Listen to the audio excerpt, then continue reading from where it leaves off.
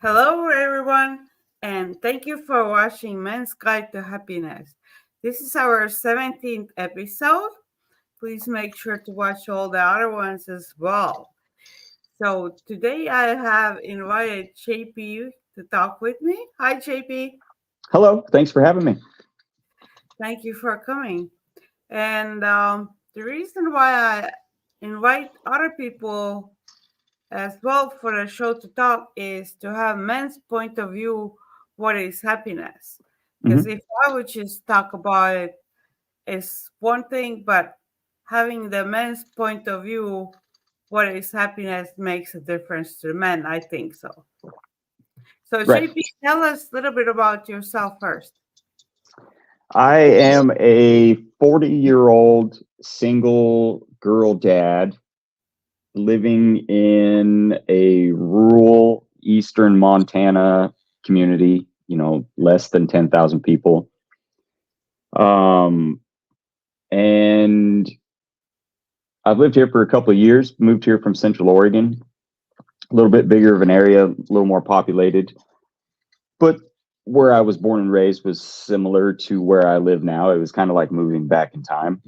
And in the last 6 or 7 years, between doing work on myself and changing the way that I create my own reality and view the world and the stuff I let interpret and brainwash me constantly through the day, I have a peaceful life. I I enjoy my day to day life and I'm present and relish in being a dad and having a good relationship with my daughter's mom to the point to where there's not a lot of conflict and I don't have a lot of chaos and I don't have to really deal with a lot of outside influences that will have a negative effect on my day to day life. And so I'm happy to talk about it. Yeah. But I wanted to talk about you mentioned the brainwash. That's hmm actually interesting as well because a lot of people don't understand how that happens or what it hmm is. So, explain us a little bit about brainwash. So as I started doing things and becoming more aware, a lot of it started with the mindfulness training and the meditating and just being more aware of thoughts and emotions and all of these different things. And I had heard somebody speak about being brainwashed, and you're constantly being brainwashed. Mm-hmm. And so everything that you hear throughout the day, everything that you see, taste, touch, all of it is constantly being interpreted by your brain and affecting your outlook, your mood, your Mm-hmm. sleep, your thoughts, and all of these other things. And so, one of the things that TV, watching TV is a big one because the average person spends about 2.5 to 4 hours a day watching television. And so, every commercial that comes on is telling you something. You're processing it, whether you're really wanting to pay attention or just kind of be numb. But Mm-hmm. one of the biggest ones that will negatively affect your mood and your outlook and the way that you feel is watching the news all the time Mm-hmm. because it's never good news. It's all bad news. Bad news sells. The Exactly. if you believe the news, the world is going downhill fast when in reality, for the most part, we're probably living in almost the safest time to live in. There's no people's Yep. life expectancies are the longest you can, but you create your own reality. So if you're just looking at bad news all the time or reading bad news in the newspaper or on social media and stuff like that, you're only setting your brain to notice all of the bad in the world or the negative all around you rather than choosing to interpret more positive things and seeing the nice things and the positive and the empathy that's all around you instead of the negatives. Yeah, because there's actually so much positive things, exactly like you said. You have to pay attention. And the one with the news, the way they present it and everything, people have to understand it's all about making money. You Hmm. know, they selling the advertising, they selling the product. So you have to just admit when you're watching it, it always like in my back of the in the back of my mind, it's just like they selling. I don't Hmm. watch news as much as I keep on like know on the things Hmm. that I want to know, but I don't watch news in regular basis. Well, that and people tend to uh, unconsciously or not on purpose, but cognitive bias is going to push you to watch the this news station that Mhm, that confirm how you feel and how you think. And so you're watching, this news station as compared to watching the news or getting your information from multiple places and making up your own mind of what's the real part of it. mhm. A lot of people just sort of get get in the groove of watching this news broadcast and then this news broadcast, and it all is just really saying things that they already believe or think, and so it's just compounding and adding to whatever thoughts and beliefs that they already have. Yeah, and that's how you get brainwashed. Hmm. Hmm. Because I'm the same way. I like to watch both sides or find out what both sides are saying and making my own decision. Yeah. I think that's the only way you can kind of like stay away from brainwashing as much as you can. Yeah. And and then you got with the with your cell phones and social media and all those things, the targeted ads and the things that you are supposedly interested in. And so even that starts to get dangerous because regardless of if that's your beliefs, little by little it will start to be your beliefs because you're getting flooded with that Mm-hmm. specific information. So you got to be careful about what you're searching online, because then you're just going to get tons of information that's going to push the point across whether it's real, healthy, or true is not what that algorithm and not what the targeted ads and all those things care about. They're just putting whatever they think you're interested in front of you, and then giving you more than you can probably even process. Mm-hmm. And I think that's the same thing with happiness. They have brainwashed us to think what happiness is instead of actually Hmm. what happiness actually telling or knowing what happiness is. We're brainwashed to think buy this and this will make you happy, or have this and then you will be happy. Right, right. And it's the the illusion, if I lose this weight and look a certain way, I'll be happy. Or if I make this money and get this house or this car or wear these clothes or go to these concerts or go to these vacations, you know what I mean? The Instagram effect of what real life is compared to what fake life is, Yeah. because most of it's probably not real or true anyway. But anytime that you're dealing with something, whether it be thinking money will get you happiness or this life or this person or drugs or alcohol or sex or a car, the fleeting needing something external to feel like you're chasing for happiness, the extreme highs are going to come with the extreme lows. So, I mean, happiness to me isn't the emotion of happiness that TV shows and the internet and all these things make you believe that it's happiness.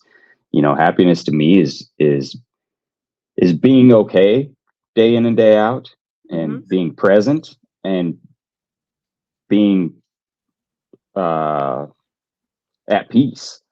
Not saying that going out with friends and having a fun night every once in a while doesn't generate the emotion of happiness and it was a good time and stuff like that. But just like the honeymoon phase in a relationship, the first date goes great and you're on cloud nine and you're full of all this love and happiness. And little by little, as the relationship and you get to know that person, sort of it keeps getting lower, each time you're not getting the same high. And then the honeymoon phase is over and you're miserable. And so then you got to start all over again because you're chasing that fleeting emotion, just Mm-hmm. like anything else. If you got to buy a brand new rig to make yourself feel better every 3 or 4 years so that you have a brand new car or the brand new iPhone or whatever it is to make yourself feel happy in that moment, then the downstream effects later on, you spent more money than you had and now you're struggling to get the rest of your bills paid. You're not so happy anymore, but you got that initial jolt or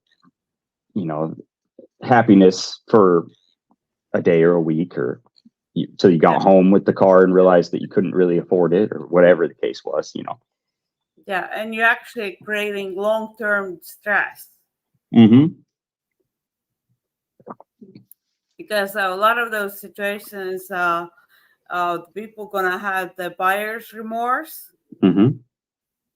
and that's exactly why, because they get that little bit high, but Mm-hmm. then they realize they really couldn't afford it, or they didn't need it, or that didn't make them happy. Right. And even if they quote unquote could afford it, who's to say, if you're living paycheck to paycheck, no matter what job you're doing or what lifestyle you're trying to put out there, you know, if you're say if here where I live in the wintertime, it goes through super cold spells. It gets, in the -50s sometimes. And so Mhm. it doesn't really matter what job you have. I mean, a lot of places are closed. I mean, you kind of Yeah. hunker down for the wintertime. And if you're living paycheck to paycheck and you hit 3 weeks in the wintertime that you're not going to work, but you don't have any money saved because you're spending everything you have to show everybody or keep up with the Joneses or make yourself feel better because in the summertime when you were working overtime all the time, you went and bought this brand new rig, and then now it's wintertime, but you don't have any money to pay all your bills, and that's the extreme low. The depression, the stress, the anxiety, rather than I I like and the car that I have gets me where I want to go and it serves Mhm. its purpose and it's nice and I don't have a car payment, don't have to pay a whole bunch for car insurance, and I can live all year and be fine with it. Or every 5 years buy a brand new one so that my neighbor who buys a brand new one every 5 years sees that I'm doing the same as them. You know what I mean? It's the Exactly. competition part of it, but it transfers over in relationships too. When you meet somebody and you get that really euphoric happiness, love high, you ignore a lot of flags Sign. or signs or you overlook things or kind of push them to the side.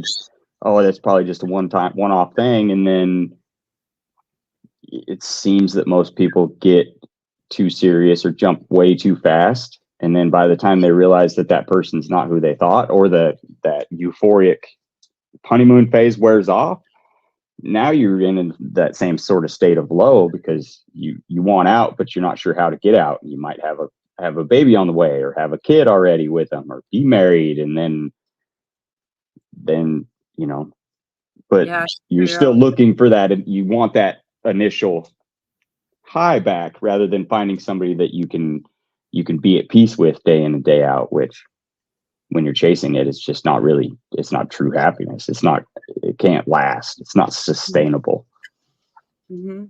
The way I teach about happiness as well, it has to be really genuine. So it really is the happiness. You don't pretend it or you don't like say things. Another thing as well, it's not like you're gonna be happy 24/7. You can still maintain that inside happiness, but you're Hmm. still gonna have moments when you're scared or when you're sad, when you're angry at something. That's completely normal emotions to have, even if your general view of life is happy. Right, right. And I've gotten to a place. I lived in the extreme low for a long time in my through my 20s, early 30s, stuff like that. And I've gotten to a place where like I'm at peace in my day to day, and I don't overly enjoy everything, and I don't overly not like anything about my life. But I've gotten to where I just see the different emotions that come through for what they are, and you recognize it and let it go. Nothing sticks around forever unless you feed it and give it a whole bunch of attention. The more attention you give it, the longer depression or sadness or anger or anxiety will stay around because you're focusing on them instead of just, Yeah. well, it is what it is. The Tomorrow's a way new day. to sit with it for a little bit, as long as it has to like just pass through it. And when Hmm. you let it go through it, then you can go on again. Right. Just let it go through it. It's also not to like push it away, not acknowledging it. You acknowledge it. Okay, I'm angry. Hmm. Sit and be angry for a little bit. Don't take it off on anybody else. Right. But Right. uh, sit with your anger for a little bit, be angry for a little bit, and then let it go and go on with the day. Yep. Pretty much. Hmm. So, when you were before you start doing all the work on yourself Hmm. and being acknowledging what things are and being aware of things, how did you do you remember how you felt about happiness? And did it didn't just wasn't maybe you in your thoughts? It. I probably was living more in a state of despair, and so happiness was just something that when it would go through my mind or when I would think about it, it was more of a, well, it must be nice, or other people get, you know when you kind of sink down far enough, it's not really obtainable, or it seems too far away, or like it's just not in the cards for you. Like some people just aren't meant to be happy and stuff like that. And then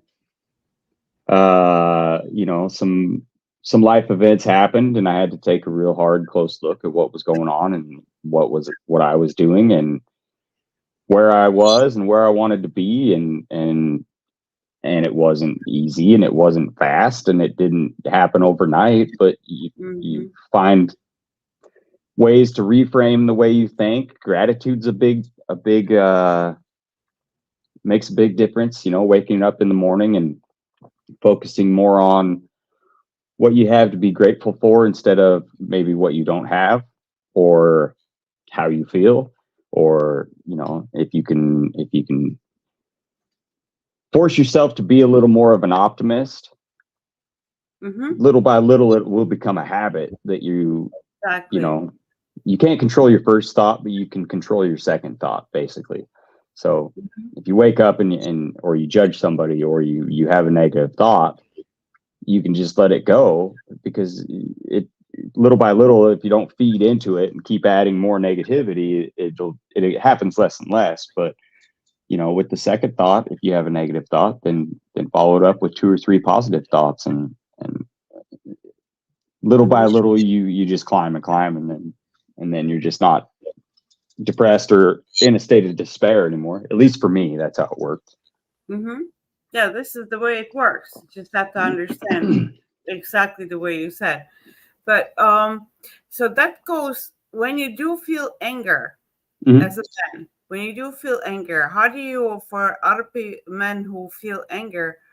What would you do in that moment? Let's say you're feeling angry. Give Hmm. some advice. What do you should be doing when you have that angry feeling? uh well, first, I mean, I had to stop beating up on myself internally with my own thoughts and the way that I would internally talk to myself and think, you know, everybody gets mad.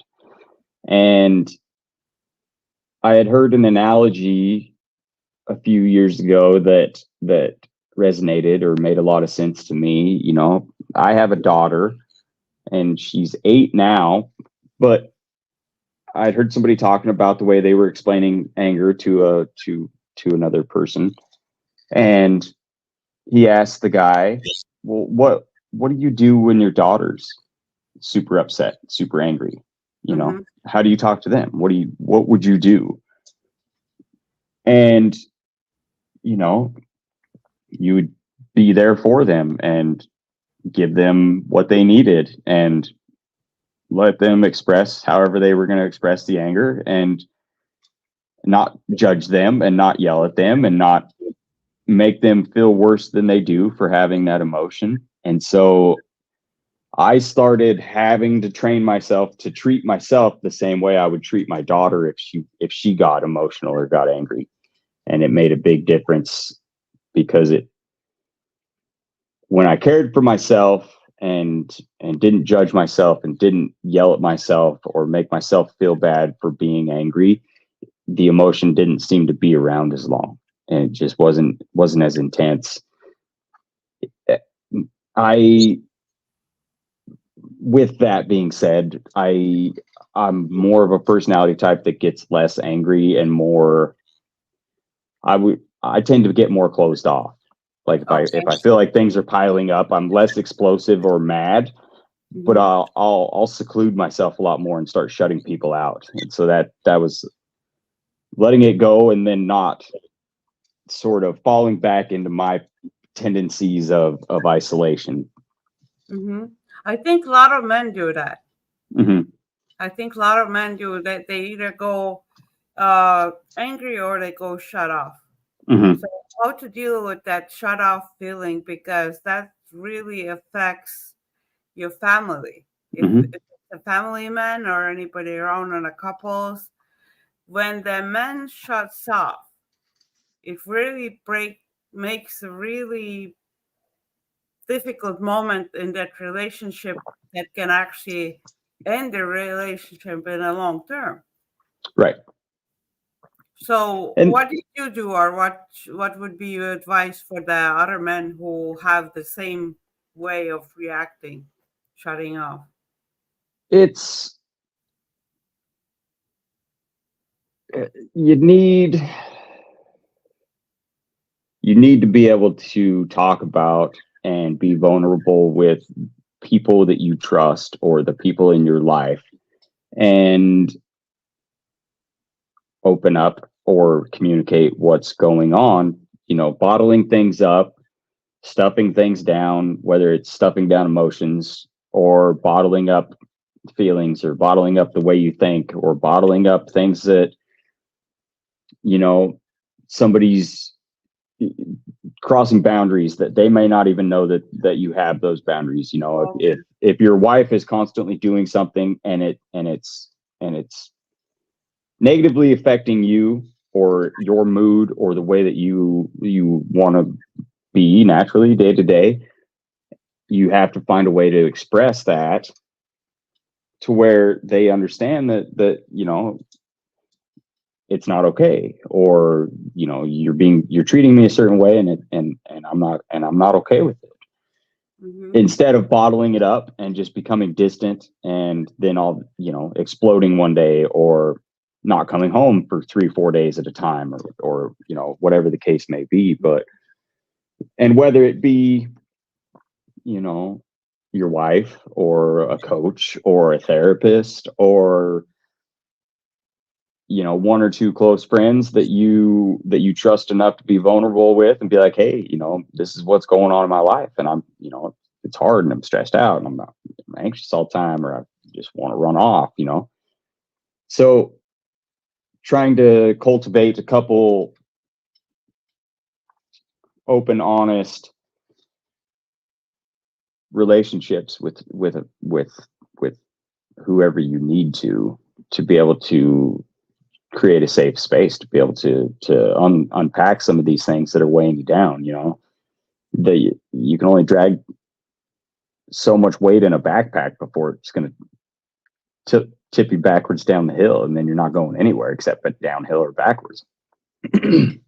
Would be my best advice. I mean, it's hard to find sometimes, and it's hard to open up, and little by little it gets more comfortable and it gets easier, but it's worth it. But Yeah. it's, you know, nothing worth it's ever easy. Mm-hmm.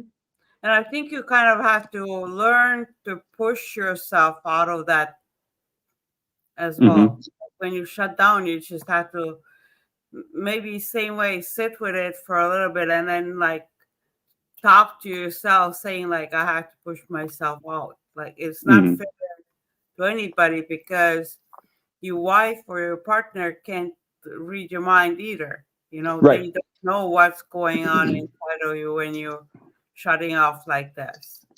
Yeah. Well, you know, most everything's going to always start with communication. If you can't communicate with people about how you feel or how you think you're being treated or what your goals are or anything like that, you can't expect other people to read your mind because everybody's different. And so what you need in your cup to be fulfilled and what your partner or coworkers, boss, kids, whatever are pouring out of their pitcher, it may not fill your cup because it's not what you need. But if you can't express, or if you're not aware enough to know what you need or what you want or what your boundaries are as far as the things that are not okay with you, it makes it a lot harder because then you don't really know why you're mad,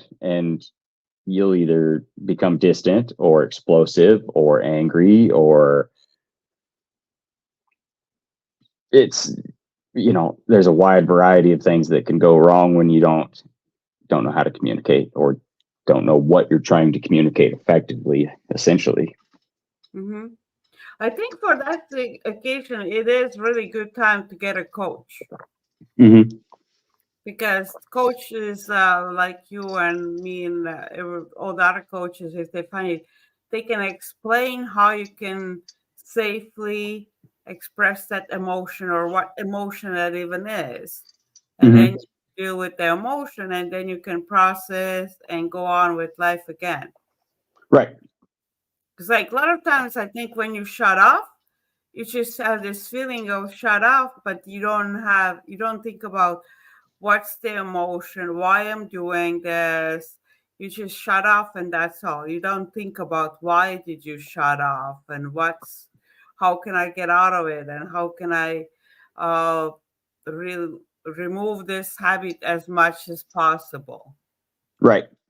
Right. And I mean, you know, you brought up the coaching, and I would say I'm a I'm a bigger proponent probably of the coaching mentoring kind of space, but I grew up in a place where um my dad had quit drinking when I was young, when I was 5 years old or something. And so we'd spend a lot of time at the AA and AA meetings and stuff like that. So the idea of the coaching to me resembles a lot of the sponsorship that came along with the AA. You know, you have somebody that's, you know, 3, 5 years ahead of you in the same journey and had already went through these things and Mm-hmm. was able to identify the triggers and identify, you know what I mean? It's easier when you're talking to somebody that's sort of been through it.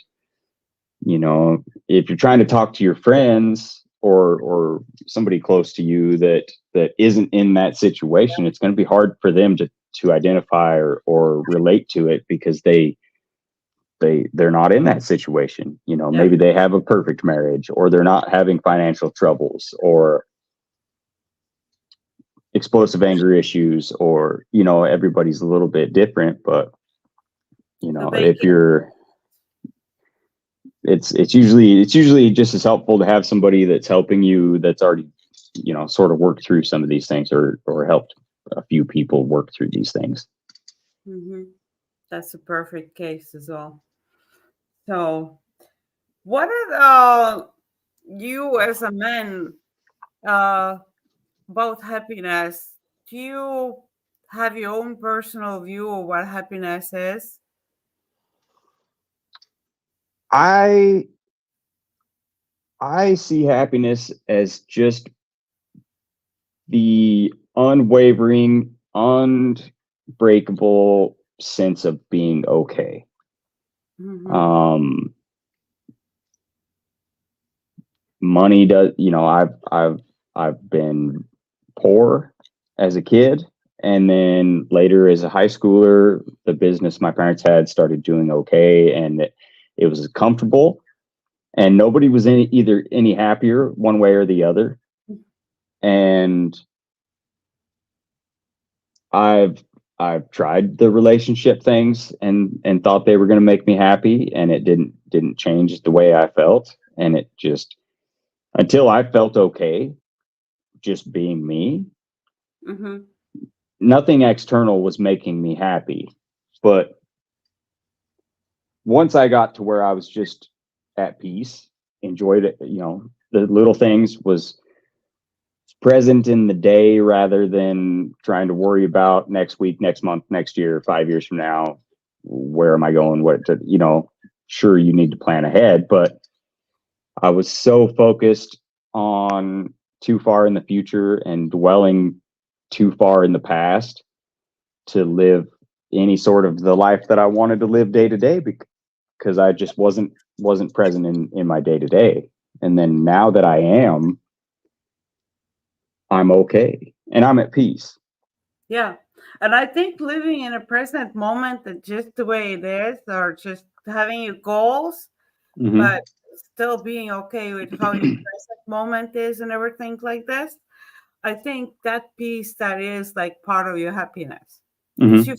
feel good, like you still have your goals, but you have to understand the day is the way it is. Right. And also the past is the way past is because you can't change anything in the past. No. Doesn't matter. It's like a lot of times I just wonder why our brain even has this ability of creating like some kind of substitute past. Like Right. if would have done this or now would have been different. I even wonder like why our brain does that because kind of like automatic tasks that we're getting, but Yeah. it's completely unreasonable because there's no certainty. You don't know that. You don't Yeah. know that your life would have been this way if you would have done anything differently in the past. Plus, you didn't. So now Yeah. this is what it is. So it's okay. Everything in now is okay. Yeah. And the the other thing probably that makes my day to day okay and peacefulness is I got out of the habit and am aware enough to where I'll catch myself when I start overthinking. And so I'm not practicing 20,000 conversations that may or may not come up this week all Yeah. day, every day. And then, I already went through the stress and anxiety of those conversations. And then when I'm in the conversation, it didn't, none of the way that I did it in my head even went down. And so I don't waste all that energy worrying about things that may or may not come Mhm. up, the next day, later that day, or a conversation, or, and, whatever it is. So I get rest when I go to sleep. I don't lay there and think for 3, 4 hours while I'm trying to go to sleep because I've been trying not to think about all these things all day, or I don't, I don't Yeah. numb myself with TV or anything like that when I get home or when I have time to myself. I listen to a lot of books, but um, spend a lot of time with my daughter, do the Hmm. things that I need to be present for instead of half in, half out, present, but mentally somewhere else. Hmm. And that's the next thing I wanted to bring out, like being a father. So Hmm. that actually brings you a lot of happiness if you learn how to be present as a father, right? Right. Uh, yeah, it it has for me. Uh, she's 8, so some of the teenage stuff I haven't gotten to yet, but um the going and watching the soccer games and the dance recitals and spending a lot of time together and just being around and being a dad and enjoying the little things with her being a kid. I'm pretty protective of her being a kid and not growing up too fast, so that's been a fun part of it. But if I was anxious or overthinking, or I don't take her to the park and then stare at my phone the whole time. You know what I mean?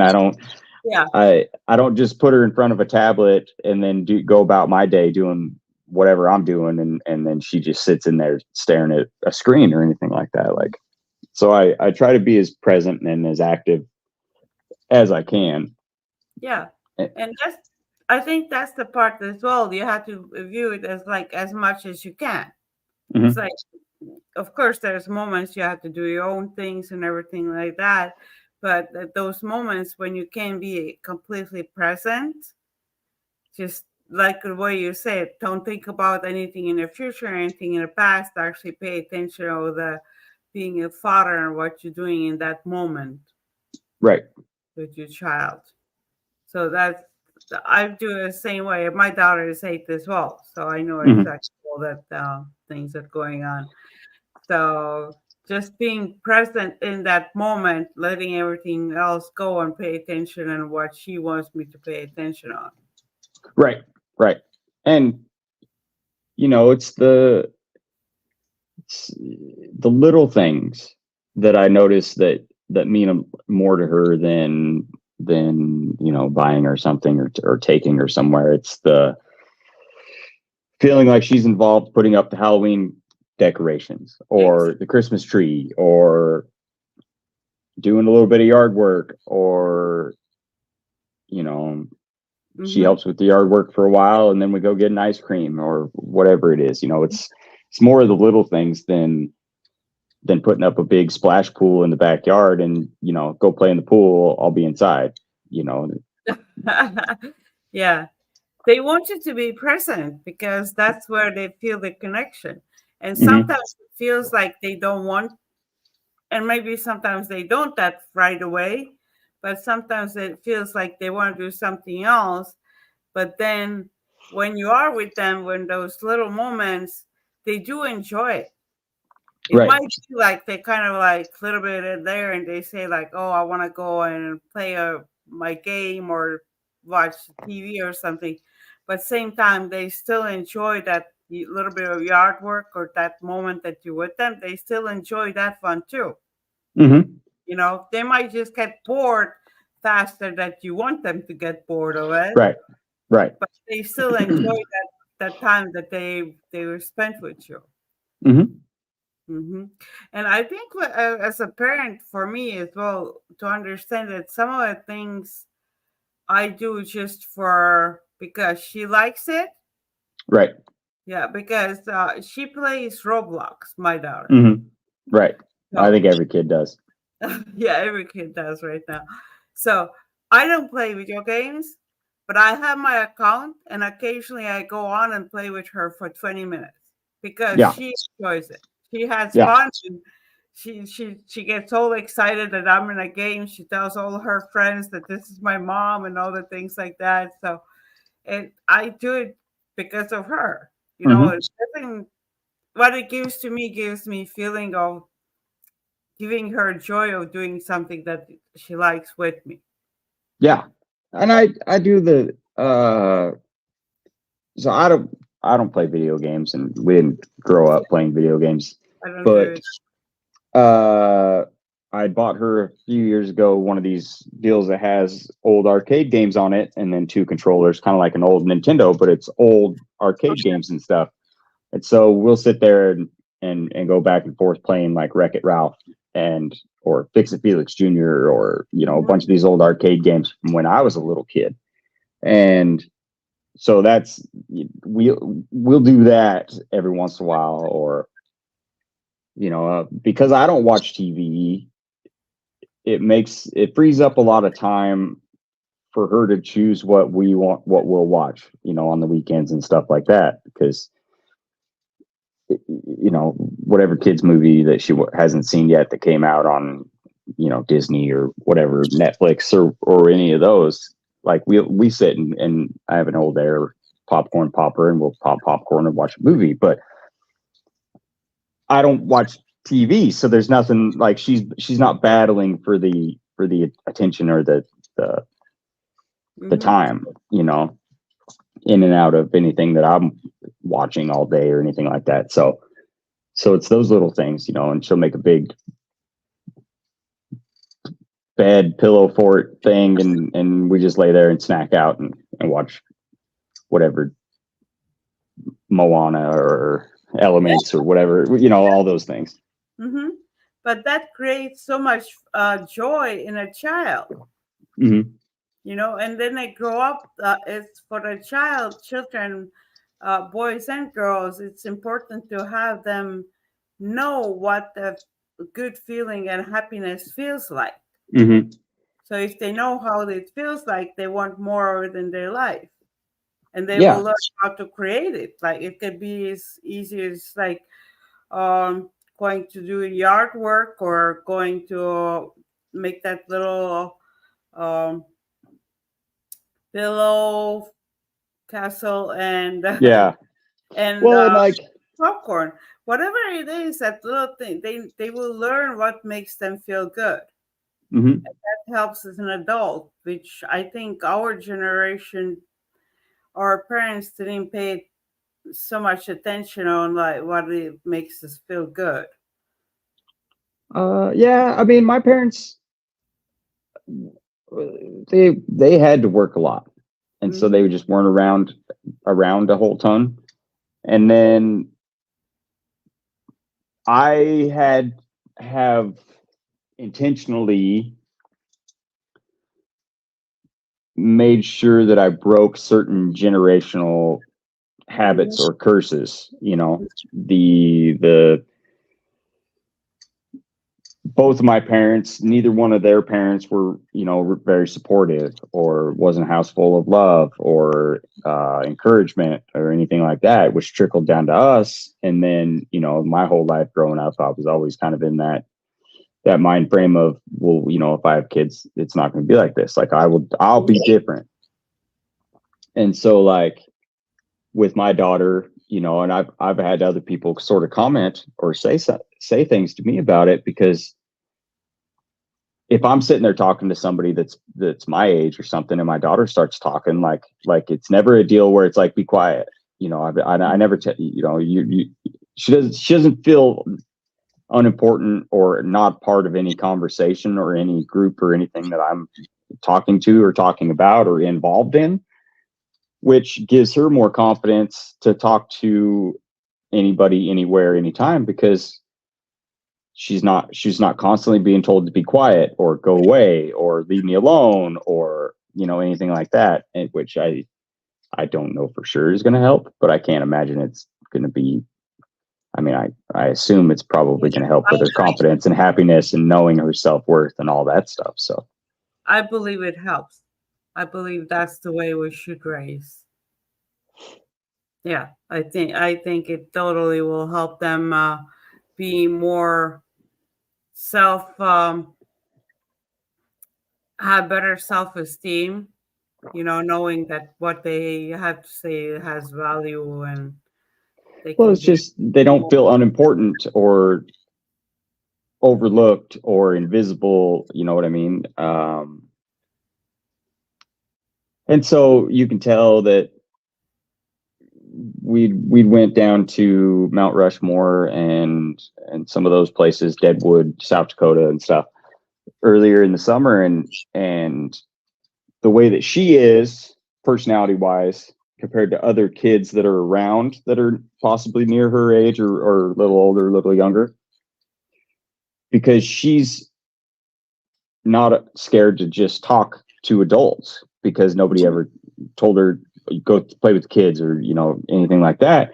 And so it opened up the door. It opens up the doors for her to be able to experience a lot of things that a lot of kids don't, because she's not afraid or feels like she's not allowed to talk to other adults or anything like that. Like, we were at a sweatshirt place, and you pick your pattern, and it has that Mhm. press still. And so the ladies had her come behind and do her own and pull down on the handle and be behind the counter and stuff. And then talking to a vendor at Crazy Horse, the lady, the Indian girl that had a bunch of stuff that she'd made and stuff like that, loaded her up with all these other little trinkets and all these other things, because she sat and talked to her and was telling her about how her day was going and all these different things. And Mhm. then you look around at all these other kids, and they're kind of standoffish Yeah. and whisper to their parents and won't even really even you Yeah. know talk to the ones that they're ordering something from or want something from. But you can see those little differences in confidence and self-assuredness, the self-awareness. Mhm. And that follows the person when they grow up. I think Mm-hmm. that's the thing as well. For all the adults right now, they feel when they're scared of talking with other adults, or when they have social anxiety or something Right. like that, all comes from childhood when they didn't learn Right. talk with and others and and communicate. there's things that I've had to be comfortable with, and over the last 10 years or so, that I know makes life easier, that wasn't natural to me. Having difficult conversations, expressing your needs and wants and how you feel in a healthy way, and being able to communicate these things. Hmm. But with her, I've made it sort of a point to try to set her up. If you're not trying to make the next generation better than you, then what are you doing? But I've tried to set her up to be as confident and successful and self-assured, and be able to have difficult conversations, think for herself, use critical thinking, know her worth, and not sort of doubt who she is. Because if she can grow up to be a better human than I am, then that's how I would define being successful with my life, more Yep. so than piles of money or a big house or a brand new car Hmm. or whatever society tells you that equals your worth. To me, Hmm. if my daughter is a better person than me, then I succeeded. Yeah, I see the same way. I see the same thing with that raising a kids. If your kids are doing better, good or better in life than you are doing, Mhm. that's all you needed to do as a parent. You see that Yeah. they're doing good, they're doing better. Even if they're doing better, that's even more Yeah. amazing. So it's like, okay, nothing else. You don't have to think about anything else, what you had to do or something like that. Right. So okay, our hour's going to close to the end. So before we're gonna close up with some final questions, tell Mhm. us more about your business and things that you're doing. So I coach and advocate for healthy co-parenting, and having healthy relationships, healthy communication, open communication. Um, with my daughter's mother, she is in a unmarried blended family, but we sit with each other at school functions. We sit with each other at the soccer games, talk when we're a united front. You know what I mean? We have a very healthy co-parenting relationship. Not that Mhm. it started that way, and I had to get through certain things and get over myself and get to a place where we could start to collaborate more than being in conflict all the time. But um My daughter comes and goes as she pleases. We live Mm-hmm. about 6 blocks apart. It's not a big deal for us all to go to the lake together, all go to the barbecues together with her boyfriend and his son and stuff like that. It's just not a big deal, Mm-hmm. which should be the normal rather than needing to be at each other's throats and using kids as weapons and tools to hurt the other person and all that stuff. And we are a united front. If she's grounded there, she's grounded here. She can't use her tablet there, she's not using it here. We don't get played off each other because she knows that we talk, and what the rules there, the rules here, and vice versa. Like Mm-hmm. she's not pitting us against each other or anything like that. And so I work with people who, men and women who may or may not be in a new co-parenting dynamic or relationship, or even one that they just want to get less conflict, or to, to learn tools, or to have somebody to be able to bounce ideas off of, or see a different opinion. Or, typically when you split up with somebody, your friends side with you no matter what, their friends and family side with them no matter what, and there's nobody really there to tell you that you're the one being Not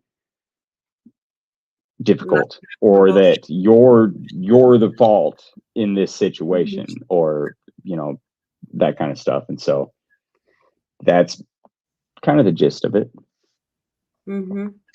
And all the links for you are on the bottom as well for the viewers if you want to learn more about if you want to contact JP for co-parenting skills. So all the links are in the description. So it is important. Co-parenting is important. Well, if you want to be, I've gotten to where I've gotten into these different communities, and it gives me the perspective from, all the way from the bonus mom, the stepmom, to the both sides of the parents. And if you're linked to that person for the rest of your life, no matter what, you know, Mhm, even when my daughter graduates high school and moves out and has her own life, like, you're still linked to that person. Someday mhm, there's going to be weddings and babies being born. You are for the rest of your life. If you can't get that relationship sorted to, and there's something to be said about being civil at least, but the drama, the anxiety, and all the negativity that can come from an unhealthy co-parenting relationship is going to affect every other piece of your life and your happiness. I mean, if you want to be happy, you gotta sort out the relationship that isn't going away. mhm. Yeah, and I think for the men, and I don't know, yeah, woman, the way women feel as well, they would have to understand. Yeah, both men and women understand to let their in co-parenting, you have to let go of the relationship of Yeah, you have to grieve it for sure. the romantic relationship was before. You have to let that go Hmm. because that's not there anymore. Now you're parents. So you have Hmm. to, whichever party or both parties who have those feelings of rejection, which Right. could be strong feelings, not strong feelings, they have to let that go. They have Yeah, to. I mean, you got it's a pity party on one side or both sides, and you got to let it go, whether it's rejection, anger, animosity, resentment, shame, because maybe your family pressures or religious beliefs have brainwashed you into thinking that getting a divorce is shameful, or the failing in a relationship is something to be ashamed of, or whatever's going on. You got to sort it out and deal with it, because none of those things are good. Hmm. They're not helpful. And the more that you can't, and you're holding on to something that's either gone, or reacting and engaging and picking and poking and name calling and all of these things. I mean, regardless if you think your kids notice it or are aware of it, they are. And Mhm. so you're failing your kids if you're buying into the back and forth and pining over the other one. Mhm. With me and my ex, when I met her boyfriend, and you know we don't have any unresolved issues because we both let the relationship die. And Mhm. so there was never any weird spot with him thinking there was something lingering or any kind of romantic stuff lingering. So it's never been an issue. I don't get weird texts from him like, why are you texting her, da da da da da. But nobody's texting each other at 9:30, 10 o'clock at night either. You know what I mean? So you got to have boundaries too. But it it can be tricky. It can definitely be tricky. And that's why you have to learn it. And it's good to learn it from somebody who has gone through it. Because Right. in the beginning, you have still those automatic thoughts, automatic emotions. So Mm-hmm. reaching out to you and asking your advice, JP, is like, okay, you've done Right. that. What's your advice? That's why you need to Mm-hmm. focus in that kind of situation. Yeah, for sure. Yeah. Okay, so our goes almost ending. So I already asked one question. You always ask the two questions from all the guests. I already asked what is happiness for you. You had a really good explanation what's happiness for you. But name just simple about maybe three or can be more uh, things, everyday things or actions or something activities that'll make you feel happy in that moment. Like you bring out happiness for you in that moment. Something simple. Uh, well, when I wake up, I do a little bit of gratitude. I Mm-hmm, woke up, and on average, 100,000 people that went to bed last night didn't wake up. So that makes me a little happy that I got to wake up. I stopped using have to. You know, I mm-hmm, get to take my daughter to school. I get to go to work. I get to go get lunch. I get to get coffee in the morning. And there's millions of fathers that don't get to spend a lot of time with their kids like they want. The mornings where I don't have my daughter and take her to school, I get to call her and tell her to have a good day and tell her I love her, and she says it back, and that makes my that that set those three or four things really set the tone for my entire day. mm-hmm. Great. Those are good things. Is there anything else you want to say for the ending as well? Some end thoughts that you have about the happiness you want to share with the viewers? Enjoy the little things. It's not usually the big thing that's going to bring you the happiness. Enjoy what you're doing to save up to buy the car that you've dreamed about for your whole life. It's not going to be the purchase of the car that's going to make you happy, but if the process makes you Mhm, happy, it's sort of the pro sports analogy of there's the ones that when they win the championship, the next day is the saddest day that they've ever had, and the ones that win the championship and they're in the gym the next day working on the next championship because it's the process is what they love, not mhm, the trophy. There's nothing after the trophy except another trophy. So mhm. So keep active like that. Just, mhm. mhm.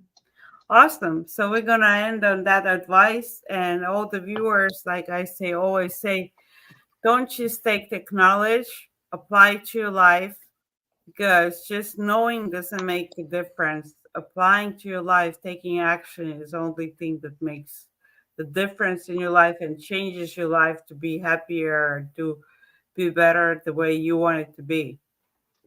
So, okay, thank you so much, JP, and thank you Thank you for for having me.